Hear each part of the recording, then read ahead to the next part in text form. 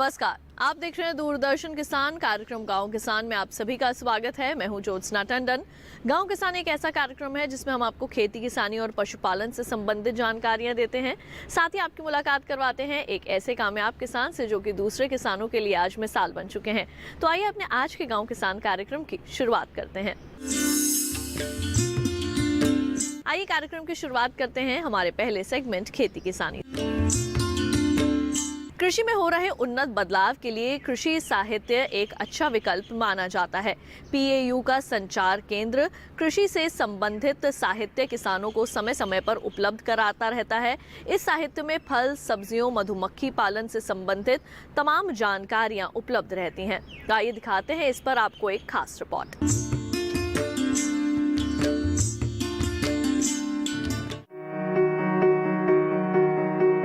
कृषि में हो रहे उन्नत बदलाव की जानकारी के लिए कृषि साहित्य सबसे अच्छा विकल्प होता है। इन साहित्यों में विषय विशेषज्ञ गहन शोध करने के बाद मिले सकारात्मक परिणामों को किसानों तक पहुंचाते हैं, जिसका सीधा सा मतलब खेती में आ रही बाधाओं को दूर करना और किसानों की आय में इजाफा करना है। पंजाब कृषि विश्वविद्यालय का संचार केंद्र ऐसे ही साहित्यों का प्रकाशन करता है जो अन्नदाता का मार्गदर्शन करते हैं। पीएयू का संचार केंद्र देश के किसानों के हित में खेती साहित्य उपलब्ध कराता रहता है। इन साहित्यों में हर तरह की अनाज, फल, सब्जियों, मशरूम और मधुमक्खी पालन से संबंधित जानकारी उपलब्ध रहती है। ये कृषि साहित्य 3 भाषाओं पंजाबी, अंग्रेजी और हिंदी में उपलब्ध है। साथ ही सबसे अच्छी बात यह है कि इन साहित्यों का लाभ देश के किसी भी हिस्से का किसान ले सकता है। किसान इस केंद्र से संपर्क कर साहित्य को डाक द्वारा मंगवा सकता है।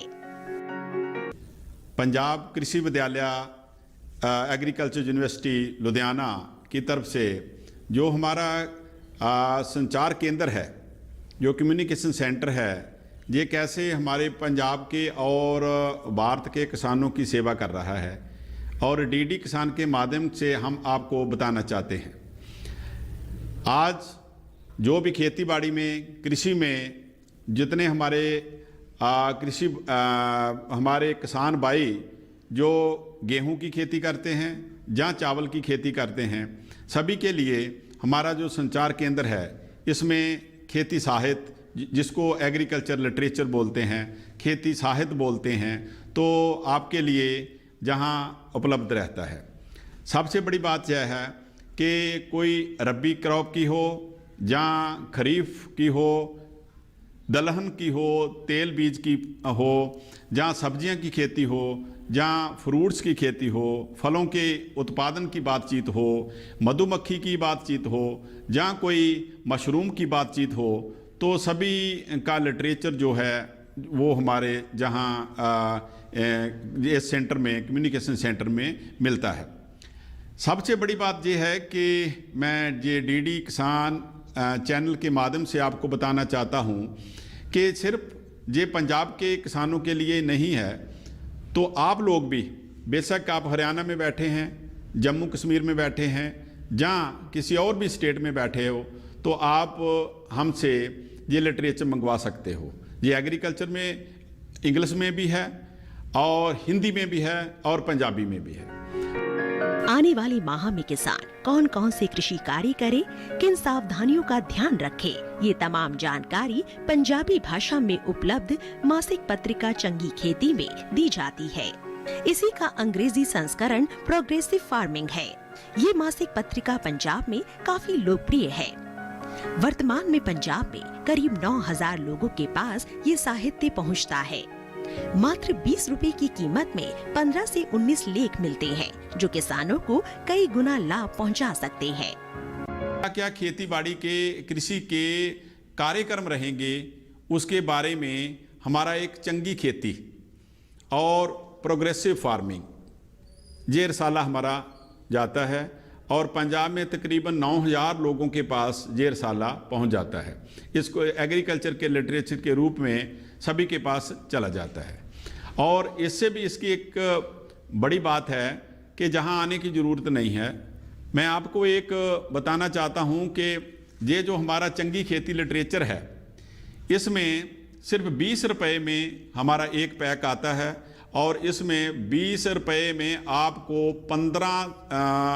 16 आर्टिकल्स मिल जाते हैं। और दिसंबर में जैसे मान लीजिए कि गेहूं की खेती करना है, दलहन की खेती करना है, जहाँ तेल बीज फसलें हैं उनकी कौन कौन सी किस्में हैं, वैरायटीज़, और उसके साथ कितनी खाद डाली जाएगी और कैसे आप कीड़े मकोड़े और बीमारियों से उनका हल कर सकते हैं, ये सब कुछ उसमें रहता है। नवीन जानकारियों से जुड़ने और उनका लाभ लेने के लिए ये साहित्य काफी कारगर है। देश का किसान तभी सफलता के आयाम पा सकेगा जब वो समय के साथ कदम से कदम मिलाकर चल सकेगा। इसी के साथ आपने देखा सेगमेंट खेती किसानी। कार्यक्रम गांव किसान में वक्त हो चला है एक छोटे से ब्रेक का। जल्द लौटेंगे वापस अपने अगले सेगमेंट के साथ। आप देखते रहिए दूरदर्शन किसान। ब्रेक के बाद एक बार फिर आप सभी का स्वागत है कार्यक्रम गांव किसान में। आइए कार्यक्रम में बढ़ते हैं आगे और अब देखते हैं सेगमेंट कामयाब किसान की दास्तां।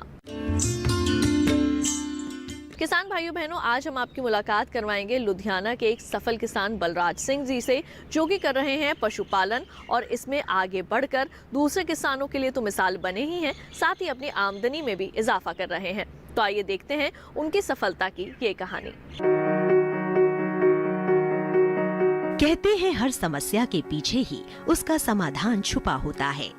पराली को ज्यादातर किसान एक समस्या ही मानते हैं और उसे जलाना ही उचित समझते हैं, लेकिन कुछ किसान पराली के बेहतर इस्तेमाल पर ध्यान दे रहे हैं। बलराज सिंह ऐसे ही एक किसान और पशुपालक है जो पराली को किसी नेमत से कम नहीं समझते। बलराज सिंह लुधियाना में पशुपालन कर रहे हैं। इन्होंने अपनी डेयरी में गाय और भैंसे पाल रखी हैं। पशुओं से मिलने वाले दूध को बेचकर ये काफी मुनाफा कमाते हैं। बलराज सिंह ने पशुपालन के साथ साथ खेती भी कर रखी है। इनके खेतों में पारंपरिक फसलों के अलावा सब्जियां भी लगी हैं। आमतौर पर हर किसान ऐसा ही करता है, लेकिन बलराज काफी पशुपालकों से अलग है, क्योंकि ये अपने पशुओं को चारे के रूप में पराली खिलाते हैं। पराली प्रबंधन के लिए बलराज लुधियाना के एक फाउंडेशन से संपर्क करते हैं, जो धान की कटाई के बाद पराली को मशीन की सहायता से गड्ढों में बांध देते हैं और बलराज इन्हें जरूरत के हिसाब से खर्च करते हुए पशुओं को खिलाते हैं।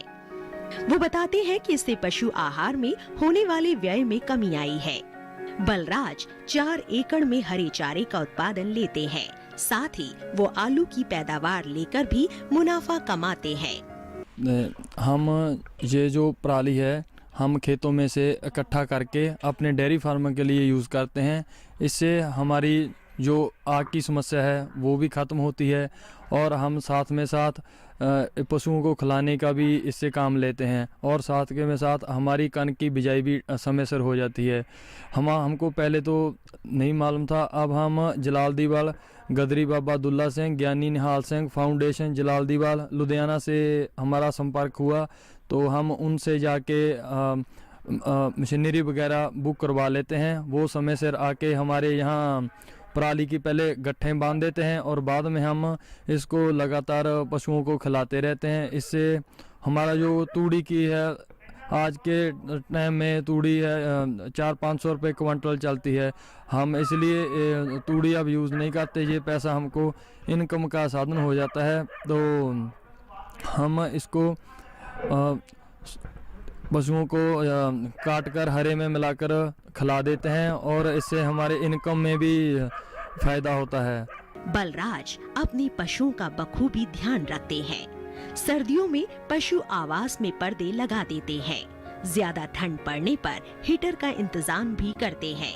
वहीं ठंड में पशु आहार का विशेष ध्यान रखते हैं। आहार ऐसा देते हैं जिससे पशुओं को गर्मी मिले। इस बारे में जानते हैं खुद बलराज से ही। सर्दियों में सर ऐसे है, इसको ठंडी से बचाने के लिए और शेड के बाहर पर्दे लगाने पड़ते हैं और अंदर जो होता है थोड़ा बहुत हीटर का भी, जो आगे दिसंबर में जाके थोड़ा बहुत हीटर का प्रबंध करना पड़ता है को मज्जी को गाय को ठंडी ना लगे। तो छोटे जो अपने छोटे बच्चे होते हैं उनका थोड़ा ज़्यादा ध्यान रखना पड़ता है ठंडी में खास करके। बलराज ने पशुपालन में बेहतर परिणाम के लिए बाकायदा प्रशिक्षण लिया है, जिसमें पशुपालन की बारीकियां समझाई गई। हमारा शुरू से ही एम था भी हमें डेयरी फार्म की लाइन में जाऊं, तो बाद में मैंने बीजे जाकर इसकी वेटनरी की ट्रेनिंग की है, तो बाद में हमारा आके यहाँ अपना धंधा चलाया और बढ़िया चल रहा है। वो मानते हैं प्रशिक्षण लेने के बाद बलराज पहले की तुलना में ज्यादा मुनाफा ले पाते हैं। ट्रेनिंग का सर बहुत फ़ायदा मिला। पहले तो जैसे हम बताते हैं कि हमको जो पुरखों से हमारे जो चलता है डंगर रखे हैं उतना ही बस खाली मालूम होता है। जब हम ट्रेनिंग लगा के हैं तब हमको प्रॉपर तरीके से पता चल गया ये इसकी छोटे बच्चे से लेके बड़े तक कैसे इसकी संभाल करनी है। इसको 2-3 महीने लगातार दूध का ध्यान रखना पड़ता है और बाद इसको जो फीड आती है जो पहले छोटे बच्चों वाली फीड होती है, बाद में बड़े वाली 3 महीने के बाद और फीड होती है जिसमें प्रोटीन की मात्रा ज़्यादा होती है। तो साथ में साथ इसका डी फार्मिंग का भी ध्यान रखना पड़ता है समय से। बलराज जैसे किसान बाकी किसानों के लिए मिसाल से कम नहीं, जो पराली का बेहतर प्रबंधन कर अपनी आय में इजाफा कर रहे हैं, साथ ही पराली के सही इस्तेमाल की ओर कदम बढ़ा रहे हैं। तो अभी आपने देखा सेगमेंट कामयाब किसान की दास्तां। इसके साथ ही हम उम्मीद करेंगे कि आज के गांव किसान कार्यक्रम में दी गई जानकारियां आप सभी के जरूर काम आएंगी। आज के लिए केवल इतना ही, मुझे दीजिए इजाजत, लेकिन आप देखते रहिए दूरदर्शन किसान। नमस्कार।